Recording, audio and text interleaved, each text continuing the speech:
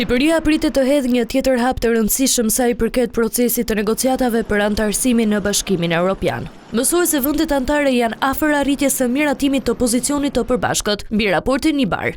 Në Bruksel, mbledhja e Koelës ka nisur para ditën në orën 10 dhe pritet të shihet vendimi final i përfaqësuesve të vendeve të Bashkimit Evropian për Shqipërinë.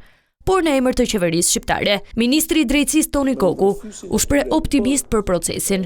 I bari ishte një proces teknik dhe është një proces që progresoi tashmë ka kaluar nga grupi i punës në grupin e ambasadorëve të vendeve anëtare, të vendeve të përhershme dhe tregon që procesi lëviz, procesi ecën dhe ka mbështetje faktike dhe institucionale të çdo mase nga ana jonë.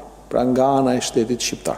Gogu u ndal tek 3 pikat pozitive dhe 1 negative, që evidentohen për Shqipërinë. Besimi i qytetarëve shqiptar është dyfishuar nga 26% në 53% në sistemin e drejtësisë.